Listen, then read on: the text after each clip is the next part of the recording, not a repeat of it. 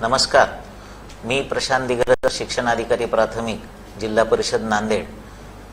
पुन्हा एकदा आपल्यासमोर फेसबुक लाईव्हच्या माध्यमातून आपल्याशी संवाद साधण्यासाठी या ठिकाणी आलेलो आहे. माझ्यासोबत शिक्षणाधिकारी माध्यमिक श्री BR कोंडगीर साहेब हे सुद्धा आपल्याशी संवाद साधण्यासाठी या ठिकाणी आलेले आहेत. शिक्षण विभागाच्या वतीनं प्रामुख्याने 2 ते 3 मुद्द्यावर अतिशय म्हणजे मोठ्या प्रमाणावर चर्चा सुरू आहे आणि ही चर्चा आहे की शालेय शिक्षण हे कधी सुरू होणार आहे, त्यानंतर शाळा कधीपासून सुरू होणार आहेत आणि शिक्षकांच्या या बाबतीतल्या ज्या समस्या आहेत, पालकांच्या मनामधील जे प्रश्न आहेत ते आपल्याशी चर्चा करण्यासाठी आम्ही या फेसबुक लाईव्ह या माध्यमातून आपल्यासमोर आलेलो आहोत. आपला जिल्हा माहिती अधिकारी कार्यालय आणि तसेच माननीय जिल्हाधिकारी महोदय यांच्या प्रेरणेतून हा फेसबुक लाईव्ह कार्यक्रम सुरू करण्यात आलेला आहे. या कार्यक्रमाच्या माध्यमातून शिक्षण विभागाची भूमिका मांडताना आम्हाला आनंद होत आहे. या ठिकाणी आपल्याला एका विशिष्ट परिस्थितीमध्ये शिक्षण आणि शाळांच्या संदर्भातील प्रश्न निर्माण झालेले आहेत. कोरोना विषयक बोलायचं झालं तर आजही आपण पाहतो की जनजीवन सुरळीत होत असताना कोरोनाचे केसेसची संख्या वाढत आहे आणि हे साधारणतः अपेक्षितही आहे. तर त्यातून आपण स्वतःचा बचाव करत जी काही आपल्याला निर्देश दिलेले आहेत त्या निर्देशांचं पालन करत आपण आपल्या दैनंदिन जीवनामध्ये सुरळीत राहण्याचा प्रयत्न करत आहोत. अशा परिस्थितीमध्ये शासनाच्या स्तरावर शिक्षणाच्या बाबतीमध्ये काय विचार चालू आहेत आणि शाळांच्या बाबतीमध्ये काय विचार चालू आहेत हे सर्वप्रथम मी आपणासमोर ठेवत आहे. सर्वप्रथम मी आपणास हे स्पष्ट करू इच्छितो की अद्याप शाळा सुरू करण्याबाबत कोणतीही तारीख निश्चित झालेली नाही. त्यामुळे या संदर्भामध्ये जरी काही अफवा असतील तर आपण ही गोष्ट निश्चित ठेवावी की या बाबतीमध्ये प्रत्येक ठिकाणची परिस्थिती लक्षात घेऊन शाळा सुरू करण्यासाठी कोणती पद्धती अनुसरावी या संदर्भामध्ये एक शासन निर्णय प्रकाशित झालेला आहे आणि या शासन निर्णयानुसार प्रत्येक ठिकाणची स्थानिक परिस्थिती ही वेगवेगळी आहे. मग अशा परिस्थितीमध्ये काय करायला पाहिजे, त्या स्थानिक प्रशासनानं कोणती भूमिका घ्यायला पाहिजे, शाळा व्यवस्थापनानं कोणती भूमिका घ्यायला पाहिजे, शिक्षकांची भूमिका कोणती असायला पाहिजे, या सर्व बाबींचा विचार या शासन निर्णयामध्ये करण्यात आलेला आहे. तर आज या ठिकाणी आपण ही 15 जूनचा शासन निर्णय आल्यानंतरची स्थिती आहे आणि त्यातून आपल्या मनात काही प्रश्न निर्माण झालेले आहेत तर आपण ते माझ्याबरोबर शेअर करणार आहात आणि या प्रश्नांची उत्तरं सुद्धा या फेसबुक लाईव्हच्या माध्यमातून मी देण्याचा प्रयत्न करणार आहे. यानंतर आदरणीय कोंडगीर साहेब आपल्याशी संवाद साधतील. नमस्कार. या जिल्ह्यामध्ये दरवर्षी आपण 15 जूनला महाराष्ट्रामध्ये शाळा सुरू करतो, पण यावर्षीच्या अभूतपूर्व परिस्थितीमुळे शासनाच्या 15 जून 2020च्या निर्णयाप्रमाणे आपल्याला टप्प्याटप्प्याने शाळा सुरू करावयाच्या आहेत. त्यासाठी शासनाने विस्तृत अशा मार्गदर्शक सूचना दिलेल्या आहेत आणि या सूचनाप्रमाणे स्थानिक परिस्थिती लक्षात घेऊन आत्ताच डिग्रेसकर साहेबांनी सांगितल्याप्रमाणे त्यांच्या लोकल प्रशासन, शाळा समिती, शाळा व्यवस्थापन समिती, पालक समिती या सर्वांचा विचार करून आपल्याला स्थानिक निर्णय घ्यायचा आहे आणि या बाबतीमध्ये विस्तृत अशा सूचना 15 जूनच्या शासन निर्णयामध्ये दिलेल्या आहेत आणि या बाबतीमध्ये एकाच वेळी शाळा सुरू करणं शक्य नाही. त्यामुळं टप्प्याटप्प्यानं शाळा सुरू करण्याचे निर्देश दिलेले आहेत. या जिल्ह्यामध्ये बऱ्याच शाळा हे क्वारंटाईन सेंटर म्हणून देखील आपण वापरलेले आहेत. बऱ्याच शाळा ह्या विलगीकरण कक्षासाठी देखील वापरलेल्या आहेत आणि त्यामुळं त्या शाळांची परिस्थिती, त्या स्थानिक परिस्थिती आणि स्थानिक व्यवस्थापनाच्या माध्यमातून आपल्याला निर्णय घ्यावायचे आहेत. या बाबतीमध्ये आपले काही प्रश्न असतील तर या बाबतीमध्ये चर्चा करण्यासाठीच मी आणि डिग्रेसकर साहेब आपल्या सोबत आहोत. सर्वप्रथम मी आपल्या हे लक्षात आणून देतो की जुलै महिन्यामध्ये शाळा सुरू करायच्या आहेत असं शासन परिपत्रकामध्ये म्हटलेलं आहे. याचा अर्थ 1 जुलैपासून शाळा सुरू करायच्या असा होत नाही आणि एखाद्या 9वी ते 12वी पर्यंतची शाळा सुरू होत असताना आताच सरांनी सांगितल्यानुसार सगळ्या शाळा ह्या 1 तारखेला सुरू होणार असाही त्याचा अर्थ होत नाही. त्यामुळं जुलै महिन्यामध्ये प्राप्त परिस्थितीचा विचार करून त्यामध्ये प्रामुख्यानं शाळा व्यवस्थापन, शालेय व्यवस्थापन समिती, ग्रामीण भागातली शाळा असेल तर तेथील ग्रामपंचायत, शहरी भागातील शाळा असेल तर नगर प्रशासन, महानगरपालिका यातील अधिकारी तसेच जिल्हा प्रशासनातील अधिकारी यांच्याशी समन्वय साधून तेथील प्राचार्य, मुख्याध्यापक यांनी या संदर्भात आवश्यक ती काळजी घ्यायची आहे। यामध्ये कोणती काळजी आहे तर शाळा ही निर्जंतुकीकरण झाली पाहिजे।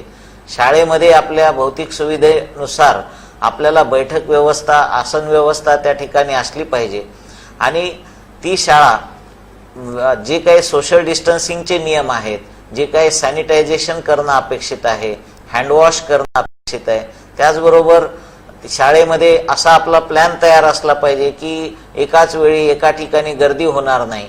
तर अशा पद्धतीची पूर्वतयारी या सर्वांनी एकत्र येऊन चर्चा करून अशी पूर्वतयारी करावी आणि ही तयारी झाल्यानंतर शाळा सुरू करण्याचा आपल्याला निर्णय घ्यायचा आहे। तर स्थानिक प्रशासनाच्या संमतीने आपण आपली शाळा सुरू करायची आहे। तर ही बाब आपण प्रामुख्याने या बाबतीत लक्षात घ्यावी। शिक्षकांच्या बाबतीमध्ये आता 24 जूनचा जो परिपत्रक आलेला आहे ते अतिशय स्पष्ट आहे। मागच्या फेसबुक लाईव्हच्या वेळेला आपल्या मनातील प्रश्नांची उत्तरं या शासन परिपत्रकामध्ये देण्यात आलेली आहेत। यामध्ये सांगितल्यानुसार सर्व शिक्षकांनी शाळेमध्ये 15 जूनला उपस्थित राहण्याच्या सूचना यापूर्वी होत्या, परंतु यामध्ये महिला असतील, त्यानंतर 55 वर्षाच्या पुढील असतील, काही दुर्धर आजार असणारे शिक्षक असतील तर त्यांना अशा प्रकारे उपस्थित राहण्यापासून सूट दिलेली आहे। त्याचबरोबर जर आवश्यकता असेल तर त्यांना आपल्याला 2 दिवसासाठी बोलवता येईल अशा पद्धतीचं सुद्धा या शासन निर्णयामध्ये म्हटलेलं आहे।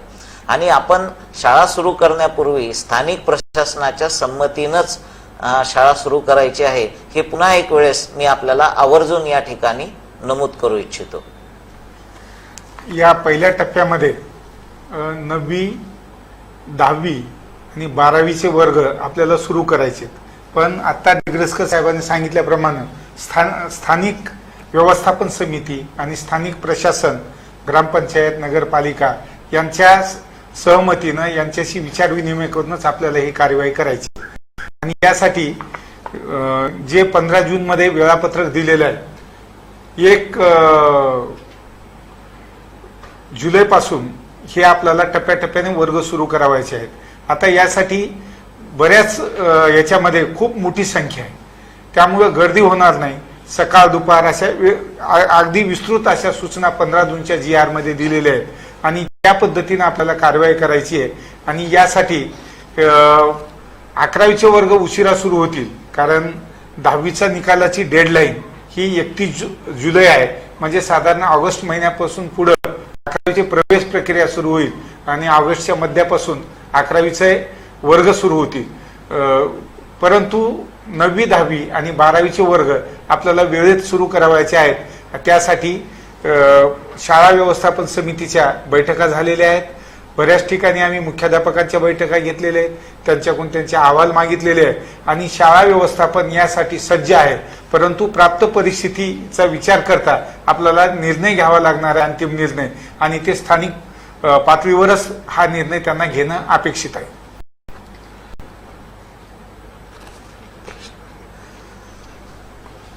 आता सरांनी सांगितल्यानुसार आम्ही प्रत्येक तालुका स्तरावर या ठिकाणी या मागच्या आठवड्यामध्ये बैठका घेतलेल्या आहेत आणि संपर्क अधिकाऱ्यांना पाठवलेला आहे।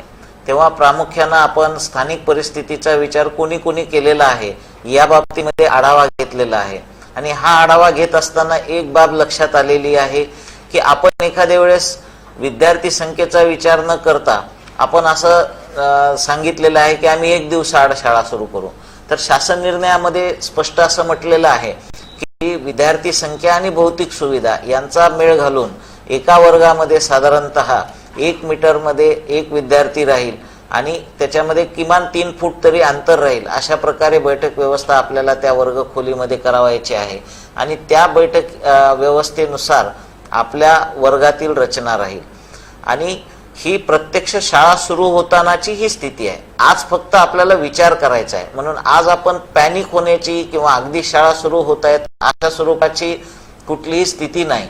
ज्यावेळेस आपल्याला या संदर्भामध्ये सूचना येतील राज्यस्तरावरून आणि स्थानिक प्रशासनाकडून, त्यावेळेस आपल्याला त्या शाळा सुरू करायच्या आहेत. सद्यस्थितीमध्ये आपण आपली पूर्वतयारी करायची आहे आणि स्थानिक प्रशासनाच्या मदतीने आवश्यक त्या संमती, आवश्यक ती तयारी, स्वच्छता, निर्जंतुकीकरण हे आपल्याला करायचं आहे. यानंतर आपले काही जे प्रश्न आहेत त्याच्या अनुषंगानं आम्ही या ठिकाणी बोलणार आहोत. एक प्रश्न असा आहे की पालकांची मानसिकता शाळेत मुलांना पाठवायची नाहीये अजून, तर त्यावेळेस अशा वेळी मुलं आलीच नाही, शिक्षक आणि पालकांचा समन्वय कसा साधायचा? आपण या ठिकाणी म्हणल्यानुसार पालकांची जी मानसिकता आहे ती अजून विद्यार्थ्यांना पाठवायची नाही हे बरोबर आहे. आमच्याशी सुद्धा बऱ्याच पालकांनी संवाद साधला. तर मुलं आपल्याला शिक्षणासाठी तयार राहायचंय. पालकांना कुठेही आपल्याला म्हणजे जबरदस्ती करायची नाहीये किंवा कंपल्सरी करायची नाहीये. आणि आपण सर्व मुलांचा विचार करूनच शाळा सुरू करण्याचा निर्णय घेणार आहोत. त्यामुळे ज्यावेळेस परिस्थिती विद्यार्थ्यांना शाळेत येण्याजोगी असेल त्याच वेळेस आपली शाळा सुरू करण्याचा निर्णय तेथील शाळा व्यवस्थापन समिती घेणार आहे. आणि पालकांशी संवाद साधून पालकांच्या मनातील भीती कमी झाल्यानंतरच या शाळा चालू होणार आहेत. त्यामुळे आपण या बाबतीत निश्चिंत असावं. दुसरा आहे की 24 जूनच्या जो शिक्षक उपस्थितीबाबत जे काही निर्णय होता त्याच्याबद्दल स्पष्टीकरण अधिक द्यावं मला त्याच्याबद्दल कसं आहे?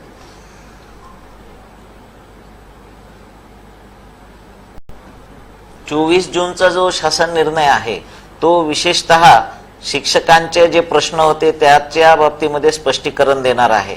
त्यामुळे आपण यामध्ये पहिला मुद्दा असा पाहिलेला आहे की पहिला मुद्दा हा प्रामुख्याने मुंबई, त्यानंतर मुंबईची उपनगर, ठाणे, पनवेल, कल्याण अशा पद्धतीनं पालघर या जिल्ह्यामध्ये जे शिक्षकांना शाळेपर्यंत जाण्यासाठी लोकल ट्रेनचा वापर करावा लागणार होता आणि त्यामुळं अत्यावश्यक सेवेवर परिणाम होईल.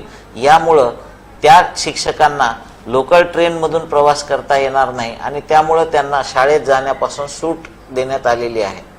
दुसरा मुद्दा आहे महिला, मधुमेह किंवा उच्च रक्तदाब, त्यानंतर ज्या ठिकाणी 55 वर्षापेक्षा जास्त वय झालेले कर्मचारी आहेत, शिक्षक कर्मचारी आहेत, तर अशा शिक्षकांना किंवा अशा व्यक्तींना शाळेमध्ये आपल्याला बोलावायचं नाही.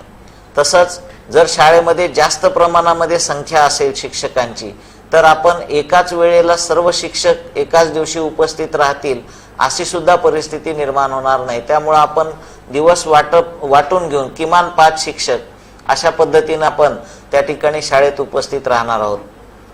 त्यामुळे हा शासन निर्णय अतिशय स्पष्ट आहे शिक्षकांच्या उपस्थितीसाठी. पण यातला एक गैरसमज सुद्धा मी काढून देऊ शकतो की सूट दिली याचा अर्थ तो त्यांचा हक्क किंवा अधिकार अशा स्वरूपाचं नाही. आपल्याला विद्यार्थ्यांच्या शैक्षणिक सत्राला सुरुवातही करायची आहे, विद्यार्थ्यांमध्ये आत्मविश्वासही निर्माण करायचा आहे, त्यांचं शैक्षणिक नुकसान होणार नाही यासाठी सुद्धा आपल्याला काळजी घ्यायची आहे. आणि म्हणून आपण जेव्हा शाळेची गरज असेल तर त्यावेळेला आपल्याला उपस्थित राहायचं आहे. आणि यामध्ये विनाकारण समजा म्हणजे कंपल्सरी उपस्थित ठेवण्यापासून सूट देण्याचा विचार प्रामुख्याने या शासन निर्णयामध्ये केलेला आहे. म्हणून स्थानिक पातळीवर एकमेकांमधील समन्वयाने आपण शाळेमध्ये कसं उपस्थित राहायचं, समजा एक शिक्षक शाळेत असतील तर दुसऱ्या शिक्षकांनी काही ग्रहभेटी देता येतील का आणि विद्यार्थ्यांच्या अभ्यासासाठी काही करता येईल का. जसं आपल्या 15 जूनच्या शासन निर्णयामध्ये अपेक्षित केलेलं आहे की आपण दररोज किमान 10 तरी पालकांच्या भेटी घ्याव्यात. आता आपण पाठ्यपुस्तक वितरित केलेले आहेत, पाठ्यपुस्तकांचा विद्यार्थ्यांच्या घरापर्यंत पाठ्यपुस्तक गेलेले आहेत. त्यामुळे त्यांची शिक्षणाची प्रणाली ही सुरू झालेली आहे. आपण जर त्यांच्या घरी भेट दिली आणि त्यांना काही निर्देश दिले तर त्या पद्धतीने त्यांचा अभ्यास चालू शकेल. तर या मार्गाने आपण 24 जूनच्या शासन निर्णयाकडे पाहावं आणि आपण सकारात्मक पद्धतीनं या शासन निर्णयाचा आधार घेऊन आपली शिक्षण प्रणाली कशी सुरू होईल याकडे आपण लक्ष द्यावं. निवासी शाळेचा एक प्रश्न आहे, कधी सुरू होते, काय त्याचं? निवासी शाळांच्या संदर्भामध्ये मुलं एकत्रितरित्या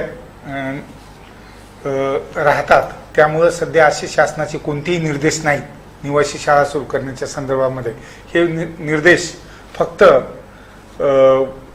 शाळांच्या संदर्भामध्ये आहेत. याच्यामध्ये 9वी 10वी आणि 12वीचे वर्ग हे सामाजिक अंतर पाळूनच आपल्याला ते सुरू करावायचे आहेत. तसेच हे 1 जुलै महिन्यामधली प्रक्रिया आहे. ऑगस्टमध्ये 6वी ते 8वीचे आहेत आणि बाकीचे 3री ते 5वीचे वर्ग हे सप्टेंबरपासून सुरू करावेत असे त्या शासन निर्णयामध्ये नमूद केलेले आहे. परंतु ज्या काही निवासी शाळा आहेत या निवासी शाळांच्या संदर्भात मधले कोणतेही शासन निर्देश अद्यापर्यंत प्राप्त झालेले नाहीत. दुसरा एक प्रश्न आहे की खाजगी व्यवस्थापनाच्या ज्या शाळा आहेत त्याला स्थानिक पातळीवर प्रशासन अधिक लक्ष देईल असं काही कशा पद्धतीने होऊ शकेल? खाजगी व्यवस्थापनाच्या ज्या शाळा आहेत त्यांनी साधारणतः महानगरपालिका किंवा नगरपालिका प्रशासनाला विनंती करावी. शाळेच्या परिसरामध्ये स्वच्छता राहील, निर्जंतुकीकरणासाठी त्यांची मदत घेता येईल का, या दृष्टिकोनातून त्यांनी त्यांच्याशी पत्रव्यवहार करावा. आरोग्य विभागाचे अधिकारी आहेत त्यांच्याशीही आपण संपर्कात राहावं. एखादा प्रसंग निर्माण झाला तर तशा वेळेला सुद्धा आपल्याला आरोग्य विभागाची मदत घ्यावी लागेल. तर अशा स्वरूपाच्या सूचना ज्या वेळेला प्रत्यक्षात शाळा सुरू होतील त्यावेळेस जिल्हा प्रशासनाच्या वतीनं स्थानिक प्राधिकरणाला देण्यात येतील आणि आपण याबाबत आपण केवळ कधी शाळा सुरू करणार आहोत आणि त्या दृष्टीनं आपली काय आवश्यकता आहे या दृष्टिकोनातून आपण स्थानिक प्राधिकरणाबरोबर संपर्कात राहावं, त्यांच्याशी समन्वय करून या बाबीची आपण पूर्तता करावी. खाजगी व्यवस्थापनाच्या शाळांच्या संदर्भामध्ये त्याला खाजगी व्यवस्थापन किंवा समिती जबाबदार असते आणि ते सक्षम देखील असतात त्या संदर्भामध्ये निर्णय घेण्याच्या बाबतीत. आणि खाजगी व्यवस्थापनाच्या शाळांचे सर्व निर्णय घेण्याचे अधिकार हे शाळा व्यवस्थापन समितीलाच आहेत. त्यामुळे शाळा कधी सुरू करावायच्या हे मुख्याध्यापक आणि शाळा समितीचे अध्यक्ष यांनी ठरवायचं असतं. या बाबतीत तसे निर्देशही दिले आहेत. कमी विद्यार्थ्यांच्या शाळा आहेत त्या सुरू करता येतील का? त्याचा पट कमी आहे. निश्चित आपल्याला ज्या शाळांचा पट कमी आहे त्या शाळा नियमित आपल्याला सुरू करता येतील. परंतु 15 जूनच्या शासन निर्णयामध्ये जे वेळापत्रक दिलेलं आहे मी पुन्हा एकदा आपल्याला सांगू इच्छितो की 9वी 10वी 12वी जुलै महिन्यामध्ये चालू करायच्या आहेत. 6वी ते 8वीच्या शाळा ऑगस्ट महिन्यामध्ये सुरू होतील आणि 3री ते 5वीचे वर्ग हे सप्टेंबरमध्ये सुरू होतील. आता यामध्ये सुद्धा ही जी काही महिना दिलेला आहे त्या महिन्यामध्ये कोणत्या तारखेला शाळा सुरू होतील हे त्या स्थानिक पातळीवर निश्चित करण्यात येईल आणि ज्या वेळेला शासन स्तरावरून लॉकडाऊन उठवण्यासंदर्भात किंवा शाळा महाविद्यालय सुरू करण्याबाबत स्पष्ट सूचना येतील त्याच वेळेस आपल्याला या शाळा सुरू करायच्या आहेत. हे एक टेंटेटिव्ह म्हणजे एक साधारणतः अंदाजित वेळापत्रक आहे की शाळा कधी सुरू करायच्या. परंतु शिक्षणाला मात्र सुरुवात सर्व शाळांमधून व्हावी या उद्देशानं हा 15 जूनचा शासन निर्णय आहे. यामध्ये एक स्टँडर्ड ऑपरेटिंग प्रोसिजर ठरवून दिलेली आहे आणि या प्रोसिजरनुसार प्रत्येकाचे काही कर्तव्य निर्धारित केलेली आहेत. त्यांनी ती कर्तव्य पार पाडावीत. त्यामध्ये ज्यांना जो अधिकार दिलेला आहे जसं कंटेनमेंट झोनमधील शाळा केव्हा चालू करायच्या याबाबत जिल्हाधिकारी महोदय हे निर्णय घेतील आणि त्याच नंतर त्या शाळा चालू करायच्या आहेत. तर अशा पद्धतीनं आपण ती प्रोसिजर पूर्ण फॉलो करणार आहोत. आता एक प्रश्न आहे की महाविद्यालयांच्या बाबतीमध्ये काय आहे, तर महाविद्यालयाच्या बाबतीमध्ये विद्यापीठ प्रशासन याबाबत स्वतंत्रपणे सूचना निर्गमित करतील आणि त्या महाविद्यालयाच्या वतीनं आपल्याला महाविद्यालय कधी सुरू होतील हेही आपल्याला कळेल. शिक्षण विभागाच्या संदर्भात म्हणजे अगदी 1ली पासून 12वी पर्यंतचेच प्रश्नाची उत्तरं देण्यासाठी आम्ही या ठिकाणी सक्षम आहोत.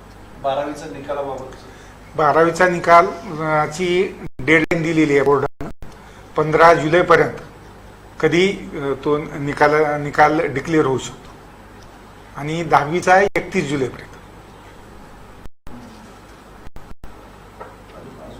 अजून काही प्रश्न आहे?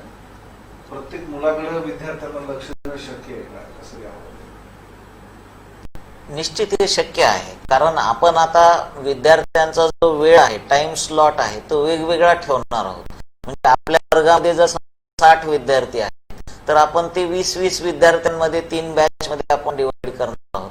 आणि समजा एक दिवसाआड जर असं ठरवलं तर आपण त्यातले काही विद्यार्थी आज घेतोल, काही विद्यार्थी उद्या घेतोल, म्हणून या पद्धतीनं आपल्याला विद्यार्थ्यांच्या वैयक्तिक आपल्याला ते काय करत आहेत, त्यांचा अभ्यास कशा पद्धतीनं चालू आहे, पूर्ण करत हे आपल्याला पाहता येईल. खाजगी शिक्षण संस्था फीस खूप भरल्या जाते, त्यांचं स्ट्रक्चर किंवा त्याच्याबद्दल सूचना आहे. आपल्याला माहिती की स्पष्ट सूचना अशा आहेत की सक्ती करू नये, परंतु त्या संस्थेअंतर्गत, त्या शाळेअंतर्गत शिक्षकांच्या वेतनविषयक बाबी असतील किंवा ऑनलाईन शिक्षणासाठी शाळेला काही खर्च करावा लागत असेल तर पालकांनाही या बाबीचं लक्षात घ्यावं लागेल की आपल्याला काही प्रमाणात तरी का होईना या शाळेची फीस जी निर्धारित केलेली असेल ती द्यावी लागेल. परंतु यासाठी जर कुठे सक्ती होत असेल तर ते मात्र चुकीचं आहे. या माध्यमातून मी आपल्याला हे सांगू इच्छितो की ही एकमेकात म्युच्युअल अंडरस्टँडिंगची बाब आहे. ती संस्था आणि ते पालक यांनी आपसी संमतीनं किंवा त्यांची जी पालक संघटना असते त्या संघटनेच्या माध्यमातून आपण हे प्रश्न त्यांच्यापर्यंत पोहोचवावेत आणि एक निश्चित असं आपण काहीतरी धोरण ठरवून फीस द्यावी. म्हणून अगदीच फीस घेऊ नये अशा पद्धतीनेही आपल्याला म्हणता येणार नाही आणि सक्ती करावी असंही म्हणता येणार नाही. तर यामध्ये परिस्थिती पाहून त्या शाळेनं निर्णय घेणं अपेक्षित आहे. बऱ्याच ठिकाणी मूळ किंवा केंद्र प्रमुख जे आहेत त्यांनी शाळेत उपस्थित राहण्यासाठी सक्ती करत आहेत म्हणतात, तपासणीसाठी. तर बंधनकारक आहे का ते? नाही, असं बंधनकारक नाही.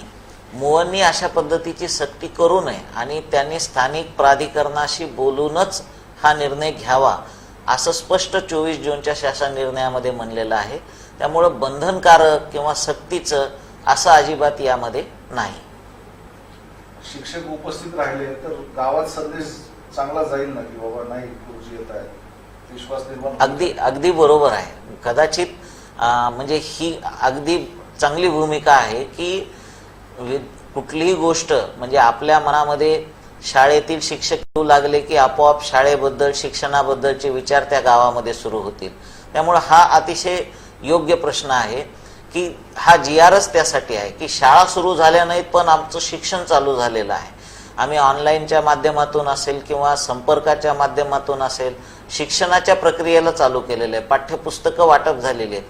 त्यामुळं शिक्षक जसे जसे शाळेत येत जाते, गावात येत जातील तसं तसं शिक्षणाची प्रक्रिया चालू होत जाईल. बहुतांश 90% ग्रामीण भागातील शाळांमध्ये कुठलाही समस्या नाही आहे. म्हणजे तिथे कोरोनाचा रुग्ण मागील 1 महिन्यामध्ये सापडलेला नाही.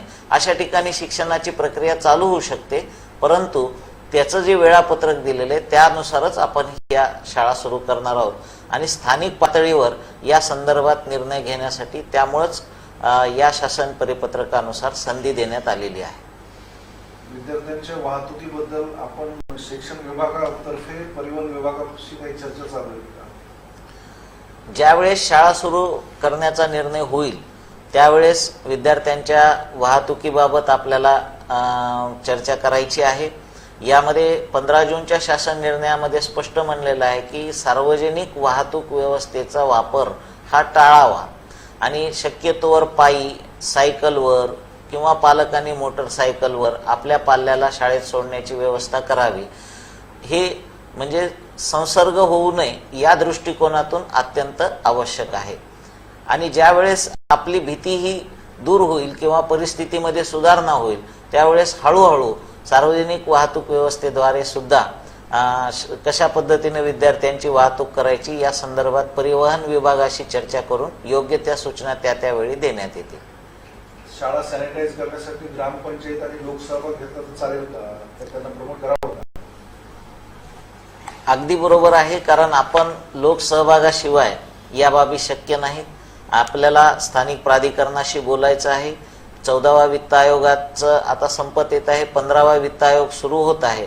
अशा परिस्थितीमध्ये ग्रामीण प्रशासनामध्ये ग्रामपंचायतीवर ही जबाबदारी देण्यात आलेली आहे की त्यांनी या शाळा सॅनिटाईज करण्याबाबतचा तजवीज करावी, तरतूद करावी. आणि नगर प्रशासनाने सुद्धा शाळांच्या बाबतीमध्ये अशा पद्धतीनं त्या निर्जंतुकीकरणासाठी काही भाग आपला खर्च राखून ठेवावा, अशा पद्धतीनं सूचना आपण या स्तरावरूनही देणार आहोत. आणि शिवाय जिल्हाधिकारी महोदय सुद्धा ज्यावेळेस शाळा सुरू होतील त्यावेळेस ते योग्य अशा सूचना स्थानिक प्राधिकरणाला देतील. शाळा 3 तासच भरवली समजा ग्रामीण भागामध्ये तर अगदी बरोबर आहे. 3 तासाच्याच भरवण्यासंदर्भातल्या सूचना दिलेल्या आहेत. शाळा जेव्हा आपण पूर्ण वेळ शाळा असते ती आपली किमान 6 तास असते, तर आपल्याला एकदाच सगळ्या विद्यार्थ्यांची गर्दी करायची नाहीये. त्यामुळे आपण विद्यार्थी विभागून 3-3 तासाचे स्लॉट केले तर 3 तास पुरेसे आहेत सध्याच्या स्थितीमध्ये, म्हणजे या कोरोनाच्या परिस्थितीमध्ये विद्यार्थ्यांचं शिक्षण सुरू राहण्यासाठी. 15व्या वित्त आयोगातून शाळेला टॅब वगैरे साहित्य घेता येतं का? या बाबतीमध्ये पंचायत विभाग त्या स्तरावर सूचना देईल. मागे जसं शाळा डिजिटल करण्याबाबतच्या सूचना आल्या होत्या आणि या 14व्या वित्त आयोगातून अनेक शाळांच्या वर्गखोल्या डिजिटल झालेल्या आहेत, तर तसंच 15व्या वित्त आयोगातून कोणता खर्च करण्यात येईल या संदर्भामध्ये सूचना दिल्या जातील. आणि त्यातील आवश्यक खर्च जो आहे तो आरोग्यविषयक आणि या शिक्षणविषयक बाबीवर निश्चितपणे केला जाईल. त्यामध्ये मग जर समजा हा कोरोना प्रतिबंधाचा खर्च भागवून जर एखाद्या ग्रामपंचायतकडे उत्पन्नातून शिल्लक राहत असेल तर ते पंचायत विभागाच्या परवानगीने अशा पद्धतीने टॅब किंवा डिजिटलाइज साठी लागणारं साहित्य हे खरेदी करू शकतील. शाळा सुरू करणं हे धाडसाचं तर नाही होणार ना, असा एक प्रश्न आहे पालकांचा. धाडस असं म्हणता येणार नाही, पण कोरोनाच्या पार्श्वभूमीवर आपण पाहिलं असेल की लॉकडाऊनमध्ये आपल्या मनातील भीती ही खूप मोठ्या प्रमाणावर होती. आपण जेव्हा घरामध्ये बंद होतो तेव्हा अनेक विचार आपल्याला सतावत होते. अशा परिस्थितीमध्ये जेव्हा हळूहळू आपण अनलॉककडे आलो आणि या महिन्यामध्ये आपण अनलॉक 1 ची स्थिती अनुभवली, तर आपण पाहतोय की आता जनजीवन बऱ्यापैकी सुरळीत झालेलं आहे. आणि सुज्ञ व्यक्तीसारखे आपण सगळेजण 5 वाजता रस्त्यावर पाहतो की शुकशुकाट होत आहे. म्हणजे अगदी यामध्ये कुठलंही कंपल्शन नाही. सुरुवातीच्या काळामध्ये आपण पाहिलं की पोलीस प्रशासन आपल्याला वेळोवेळी अडवत होतं, सांगत होतं, पण आता 5 वाजता दुकानं बंद होत आहेत आणि कुणीही रस्त्यावर दिसत नाही. तर ही सुज्ञता आपल्यामध्ये निर्माण होते आणि त्यामुळं हे धाडस नसून हळूहळू आपण नियमिततेकडे आणि सुरळीततेकडे, ते आरोग्याची काळजी घेऊन कसं जाता येईल याचा आपण विचार करत आहोत. त्यामुळे हे धाडस निश्चित नाही. अगदी बरोबर आहे, आपल्या लहान मुलांना आपण विचार करतो की सगळ्यात आधी मला काही झालं तरी चालेल पण माझ्या मुलाला काही होऊ नये ह्याची आपण दक्षता घेतो. म्हणून आपल्याला असं वाटू शकेल की हे धाडसाचं होईल, परंतु मुलांमध्ये सुद्धा प्रतिकारक शक्ती असते. मुलांमध्ये सुद्धा अशा प्रकारची सामूहिक प्रतिकार शक्ती निर्माण होईल आणि त्यामुळं हळूहळू मुलांचं शैक्षणिक जीवन सुद्धा सुरळीत करण्याकडे आपल्याला विचार करायचा आहे, पण कुठलीही रिस्क घेऊन नाही करायचा. यामध्ये आपण मुलांचं आरोग्य सुरक्षित राहील याची काळजी घेऊनच आपण शाळा सुरू करणार आहोत. म्हणून याबाबत चिंता नसावी. तंत्रशिक्षण ITI वगैरे त्याच्याबद्दलचं काही आहे का निर्देश? तंत्रशिक्षण ITI हे शालेय शिक्षण विभागांतर्गत येत नाही. त्यामुळं यांच्या सूचना आपल्याला त्या तंत्रशिक्षण विभागाकडूनच प्राप्त करून घ्याव्या लागतील.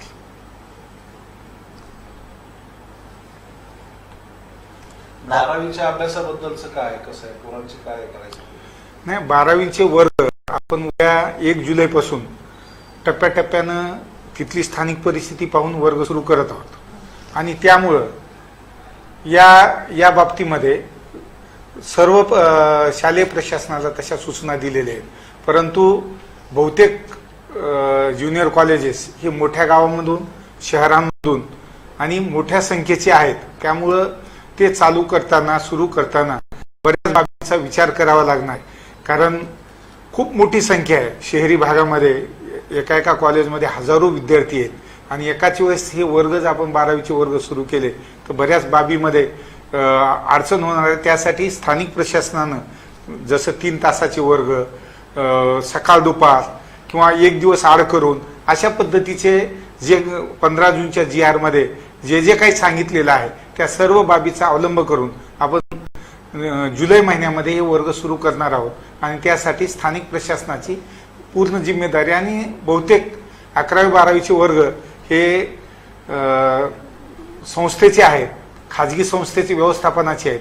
त्यामुळे त्या खाजगी व्यवस्थापनाची ही सर्व जबाबदारी आहे की हे सर्व नियम पाळून ते वर्ग कसे सुरू करता येतील आणि मुलाचं शिक्षण कसं सुरू होईल या बाबतीतली कार्यवाही आणि तशी निर्देश आम्ही सर्व व्यवस्थापनाला दिलेले आहेत.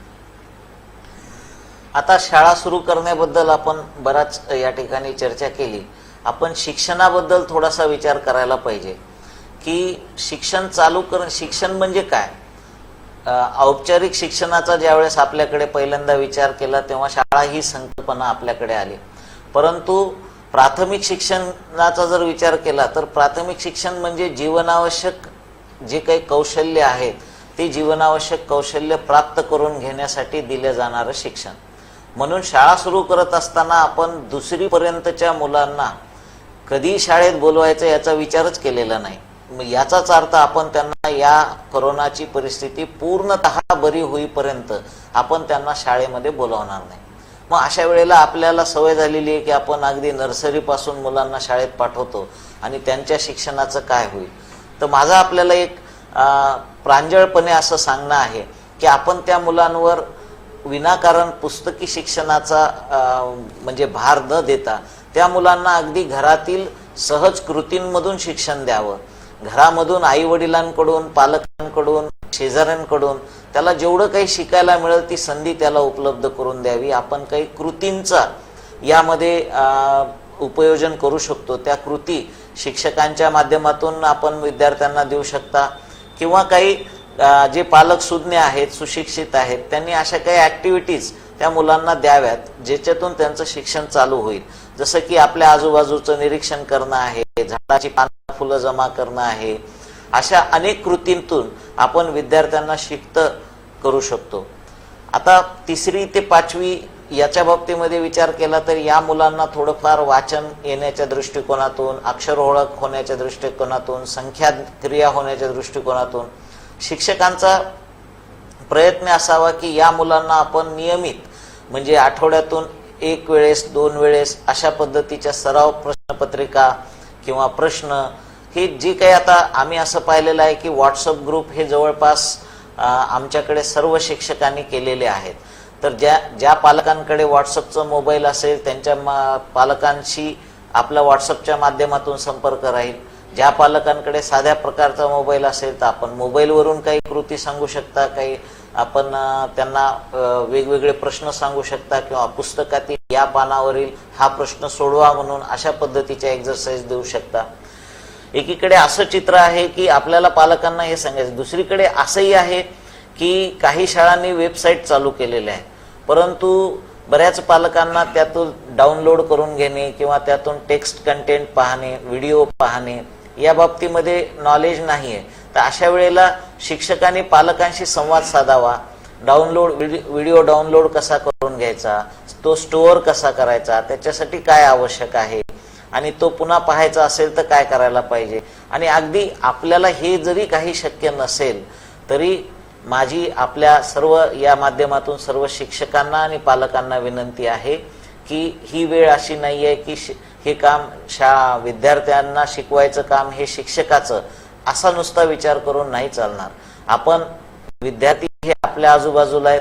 आता एखाद्या मोठ्या वर्गातील विद्यार्थी असेल आणि त्याच्या घरामध्ये किंवा त्याच्या शेजारी लहान वर्गातील विद्यार्थी असेल तर मोठ्या वर्गातल्या विद्यार्थ्यांनी ही जबाबदारी घ्यायला पाहिजे की आपण लहान वर्गातल्या विद्यार्थ्याला काही ना काही आपण त्याच्या संपर्कात राहणार आहोत तर आपण त्याला शिक्त केलं पाहिजे. त्याला भेटलेलं पुस्तक किमान तू पुस्तक वाचून काढ, त्यातील चित्र पहा, त्या चित्रांमधून तुला काय कळालं ते लिहून काढ किंवा तुझा अनुभव 2 ओळी यावर लिही. अशा पद्धतीनं जर मुलांना शिक्त केलं तर ही एकमेकाची सर्वांचीच जबाबदारी आहे की आपल्या आजूबाजूला जर शाळेत जाणारी मुलं असतील तर आपण सहज त्याचं काय चालू आहे बघू. एखाद्या शेजाऱ्याने समजा आपल्या शेजारी जर लहान मुलं असतील तर त्याला बोलून जर विचारलं की तू काय आज काय वाचलेलं आहेस, कोणतं गणित सोडवलंस, कोणतं पुस्तक वाचलंस, तर ह्या माध्यमातून विद्यार्थ्यांचं या ठिकाणी शिक्षण सुरू होईल. आणि म्हणूनच आपण शिक्षकांना 15 जून पासून शिक्षण सुरू करण्याच्या सूचना दिलेल्या आहेत. म्हणजे शाळा बंद आहेत पण शिक्षण सुरू आहे. दीक्षा ॲपच्या माध्यमातून दररोज एक लिंक शेअर करण्यात येते. त्यामध्ये प्रामुख्याने जो अभ्यासक्रमाचा कंटेंट आहे तो सोडून कला विषयक, शारीरिक शिक्षण, कार्यानुभव याच्या अनेक कृती दिल्या जातात. आणि त्या कृती समजून जर घेतल्या तर त्या कृती अगदी कोणतेही पालक त्याच्या घरामध्ये विद्यार्थ्यांकडून करून घेऊ शकतात. कागदकाम असेल किंवा चिखलापासून वस्तू बनवणे असेल, आणि ह्या मुलांना आनंद देणाऱ्याही कृती आहेत. म्हणून आपण असं पाहायला पाहिजे की या काळामध्ये आपण केवळ औपचारिक शिक्षणाचा विचार करत आहोत. अनौपचारिक पद्धतीनं जी आपल्या भारतीय संस्कृतीची अतिशय महत्वाची बाजू आहे असं मला वाटतं, आपले प्राथमिक शिक्षण हे घरातच पूर्ण होत आहे. त्याच्यासाठी शाळेत जाण्याची आवश्यकता सुद्धा नाही. तर हे कसं सक्षमपणे त्या विद्यार्थ्याचं होईल याचा घरातल्या सगळ्यांनी विचार करावा. म्हणजे ही काही फक्त शिक्षकांची जबाबदारी नाही की त्यांनी शिकवलं नाही मग आमच्या मुलांचं शिक्षण राहिलं. तर आपल्या मुलांना संस्कारित करायचं आहे, त्यांना शिक्षण द्यायचं आहे. आज एक गोष्ट चांगली पाहायला मिळालेली आहे की हेल्थ अँड हायजीन बद्दल मुलांमध्ये खूप प्रचंड प्रमाणामध्ये अवेअरनेस आलेला आहे. जी मुलं अगदी हात धुत नव्हती ती आता 2-2, 3-3 वेळेला हात धुण्याकडे जात आहेत. म्हणजे आपल्याला वारंवार सांगावं लागत होतं की तू हात धुवून जेवायला बस, पण आता मुलं स्वतःहून हात धुवून जेवायला बसतात किंवा शौचाहून आल्यावर हात धुतात, खेळून आल्यानंतर हात धुतात. तर हे या परिस्थितीनं शिकवलेलं आहे. आणि हे शिकवलेलं किंवा असा झालेला संस्कार हा कायम टिकणार आहे. म्हणून शिक्षणाच्या बाबतीमध्ये आपण असा विचार करणं गरजेचं आहे. थोडंसं मोठ्या वर्गाकडे जर आलो आपण तर ज्या मुलांना वाचन येतं किंवा ज्याला वाचून समजू शकतं अशा मुलांचा अभ्यास हा थोड्याफार मार्गदर्शनाने अतिशय चांगला होऊ शकतो. फक्त गरज आहे की त्या मुलाला आपण सातत्याने वारंवार त्याला विचारणा करणे, त्याच्या अडचणी काय आहेत हे समजून घेणं गरजेचं आहे. तर मोठ्या वर्गातील विद्यार्थ्यांचा अशा प्रकारे अभ्यास होऊ शकेल. 10वी आणि 12वीच्या विद्यार्थ्यांनी काळजी करू नये की माझं 10वीचं वर्ष आहे, माझं शिक्षण कसं होईल, माझं 10वीचं वर्ष पूर्ण होईल किंवा नाही, या बाबतीत बऱ्याच मुलांच्या मनामध्ये चिंता असेल. तर आपण अजिबात चिंता करू नये. एखाद्या वर्षामध्ये अशा प्रकारची अडचण निर्माण झाली तर आयुष्य हे खूप मोठं आहे, खूप विशाल आहे. आणि यामुळं नैराश्य आपल्या मनामध्ये येऊ नये. आपण शिक्षणासाठी तयार असावं. पुस्तकातून आपल्याला काय नवीन शिकायला मिळणार आहे आणि केवळ परीक्षेचा विचार न करता शिक्षणाचा विचार आपण करावा. आपल्या आजूबाजूला सुद्धा बऱ्याच गोष्टी शिकण्यासारख्या आहेत. टीव्ही, इंटरनेट सारखं माध्यम आहे, मोबाईल सारखं माध्यम आहे, ह्यामधून सुद्धा आपल्याला बरंच काही शिकण्यासारखं आहे. म्हणून दैनंदिन जीवनामध्ये आपलं शिक्षण थांबू नये, हाच एक महत्वाचा संदेश आजच्या या फेसबुक लाईव्हच्या माध्यमातून मी आपल्याला या ठिकाणी देत आहे. आणि त्यामुळं आपण केवळ प्रॅक्टिकली शाळा कधी सुरू होतील याच्या चिंतेनं आपण भयभीत आहोत. तर आपण हे भय किंवा ही चिंता किंवा ही चर्चा थोडीशी बाजूला ठेवूया आणि आपण सगळेजण असा विचार करूया की आपल्या मुलांचं शिक्षण कसं चालू राहील. अगदी साध्या साध्या गोष्टींमधून हे शिक्षण कसं होईल यासाठी आपण विचार करणं गरजेचं आहे. म्हणूनच टप्प्याटप्प्याने राज्यातील शाळा सुरू करत असताना शिक्षण मात्र आपलं 15 जून पासूनच चालू झालेलं आहे. ही बाब आपण सगळ्यांनी लक्षात घ्यावी. पालकांकडून विद्यार्थ्यांकडे शिक्षणाच्या प्रवासात शिक्षक समन्वयाची भूमिका करू शकतील का, त्यांनी घ्यावा का पुढाकार? अगदी म्हणजे या ठिकाणी जे आता प्रश्न विचारलेला आहे की पालकांकडून विद्यार्थ्यांचे शिक्षण होण्यामध्ये शिक्षकांनी कोणती भूमिका आणि त्यात समन्वयकाची जर भूमिका घेतली तर कसं होईल. तर निश्चित पालकांना आपल्याला जर आपण मार्गदर्शन करू शकलो, पालकांशी आपला संवाद जर प्रस्थापित झाला तर हे खूप परिणामकारक होणार आहे. म्हणजे पालक स्वतः आपल्या शिक्षणाच्या प्रक्रियेमध्ये आपल्याला मदत करणार आहेत, सहाय्यक होणार आहेत. म्हणून आपण काय विद्यार्थ्यांकडून कृती करून घ्यायच्या हे जर शिक्षकांनी पालकांशी संवाद साधला तर अतिशय उत्तम होणार आहे. शिक्षकांना त्यांच्या पुढील म्हणजे विद्यार्थ्यांच्या प्रगतीमध्ये सकारात्मक प्रतिसाद मिळणार आहे. त्यामुळं खरं पाहिलं ना तर मुलांना अभ्यास कर म्हणण्याऐवजी पालकांना मुलांकडून अभ्यास कसा करायचा असा संवाद जर आपण या काळामध्ये साधला तर आपण बऱ्यापैकी आपल्या शिक्षणाच्या प्रवाहामध्ये विद्यार्थ्यांना ठेवू शकतो.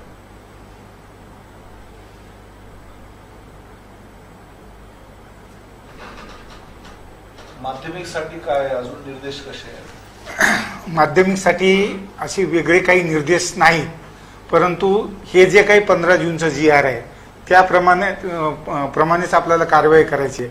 आणि माध्यमिक विभागामधल्या मॅक्झिमम युनिट्स शाळा ह्या खाजगी व्यवस्थापनाच्या शाळा आहेत. त्यांच्याकडं पुरेसं मनुष्यबळ आहे, सॅनिटाईज करायला निधी आहे. ह्या सगळ्या गोष्टी असल्यामुळं बाकीच्या काही अडचणी येणार नाहीत. परंतु आता जी चर्चा झाली डिग्रसकर साहेबांनी केली तसं पालक पॅनिक आहेत. बऱ्याच गोष्टीमध्ये ते मुलांना पाठवण्याच्या दृष्टिकोनातून आम्हाला देखील बोलतात की शाळा सुरू झाल्यानंतर व्यवस्था कशी करणार. ग्रामीण भागामधले विद्यार्थी हे आजूबाजूच्या 5 किलोमीटर 7 किलोमीटर परिसरातून माध्यमिक शाळेमध्ये उच्च माध्यमिक शाळेमध्ये येतात. त्यांच्या वाहनाची व्यवस्था काय, बस बंद आहेत, रेल्वे बंद आहे. अशा वेळेस या 15 जूनच्या GR मध्ये स्पष्ट सूचना दिलेल्या आहेत की पालकांनी ती व्यवस्था करायची आहे. सायकल असो, मोटरसायकल असेल किंवा पालकांनी आणून सोडायचंय, त्याच्या वयोमानाप्रमाणे त्या मुलांची व्यवस्था मुलींची व्यवस्था करावी लागणार आहे. आणि हे थोडंसं अवघड जरी असलं तरी त्यांचा सिलेबस, त्यांचा वयोगट लक्षात घेता मुलांचा हे तितकंसं काही अवघड नाही.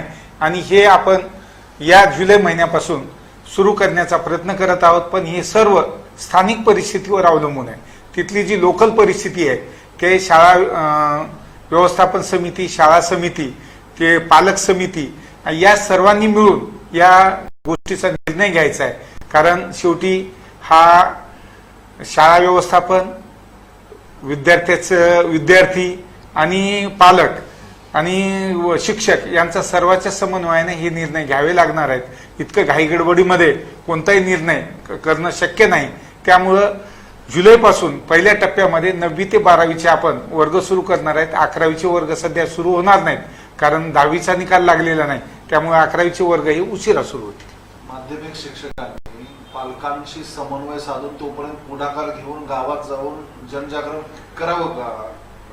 माध्यमिक शिक्षकांचं जनजागरण सुरू झालेलं आहे. कारण नांदेड जिल्ह्यातल्या शाळांची संख्या आणि विद्यार्थ्याची संख्या विचारात घेता प्रत्येक शिक्षक हा पालकाशी संबंध साधूनच असतो. कारण प्रवेशाच्या संदर्भात असो किंवा इतर अभ्यासाच्या 10वीचे वगैरे वर्ग असतात.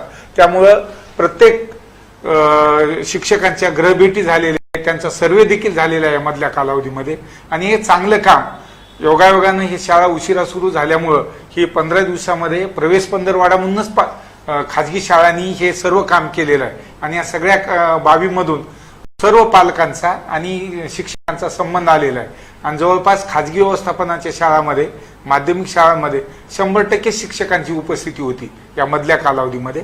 आणि त्यांनी प्रत्येक गावामध्ये, घरामध्ये जाऊन त्यांचे जे पालक आहेत त्यांच्याशी संपर्क केलेला आहे ग्रामीण भागामधल्या.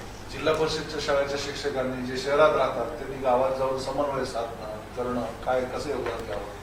ह्या माध्यमिक शाळांचे खाजगी व्यवस्थापनाच्या शाळा आहेत हे शक्यतो गावात राहतात.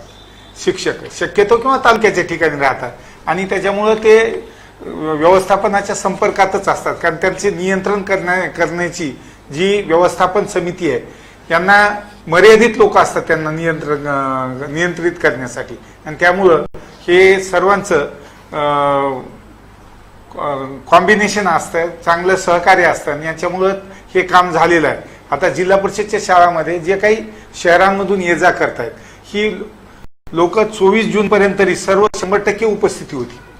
म्हणजे 24 जूनचा GR निघाल्यानंतर थोडंसं आता प्रत्येक 55 वर्षवाले, मधुमेही महिला यांना काही मुख्याध्यापकांनी सूट दिलेली आहे. त्याचं वेळापत्रक करून 10वी आणि 12वीचा अभ्यास कधी केला जाणार आहे असं काही आहे का, अफवा आहे?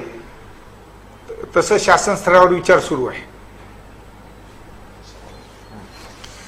आज या ठिकाणी फेसबुक लाईव्हच्या माध्यमातून आपण शाळा आणि शिक्षण या बाबतीमध्ये शासनाची काय भूमिका आहे, शिक्षण विभागाची काय भूमिका आहे या भूमिकेवर आम्ही या ठिकाणी आपल्याशी संवाद साधलेला आहे. आपण मेसेजेसच्या माध्यमातून काही प्रश्नही चांगली विचारलेली आहेत आणि या संवादामध्ये अधिकाधिक म्हणजे भर टाकलेली आहे, ज्यामुळं आपल्या मनातील प्रश्नांचा उत्तर देण्याचा आम्ही प्रयत्न केलेला आहे. आपण सगळे मिळून एका विशिष्ट परिस्थितीला सामोरं जात आहोत. अशा प्रकारची परिस्थिती आपण आपल्या आयुष्यामध्ये प्रथमच अनुभवत आहोत. त्यामुळे येणारा दिवस हा आपल्यासाठी नवीन चॅलेंज घेऊन येणारा आहे. अशा परिस्थितीमध्ये आपण अधिकाधिक नॉर्मल, अधिकाधिक सहज आणि नियमित आपलं जीवन चांगल्या पद्धतीनं कशा सुरू करू शकतो, कशा पद्धतीनं जगू शकतो, यावर आपल्याला विचार करायचा आहे. आणि आपण सगळे मिळून आपल्या मुलांच्या भविष्यासाठी एक चांगल्या पद्धतीचं शिक्षण प्रणाली देऊया. विद्यार्थ्यांचं शैक्षणिक नुकसान होणार नाही यासाठी प्रयत्न करूया आणि जास्तीत जास्त आपल्या विद्यार्थ्यांना या काळातूनही चांगल्या पद्धतीनं संस्कार देण्याचा प्रयत्न करूया, अशी अपेक्षा या ठिकाणी मी करतो. या फेसबुक लाईव्हसाठी जिल्हा माहिती अधिकारी कार्यालय, माननीय जिल्हाधिकारी महोदय आणि येथील जे तांत्रिक सर्व टीम आहे त्या सगळ्यांनी आम्हाला या ठिकाणी संधी उपलब्ध करून दिली, त्याबद्दल त्या सर्वांचे मी या ठिकाणी आभार व्यक्त करतो. आणि आजचा हा फेसबुक लाईव्ह कार्यक्रम संपला असं या ठिकाणी जाहीर करतो. धन्यवाद. नमस्कार.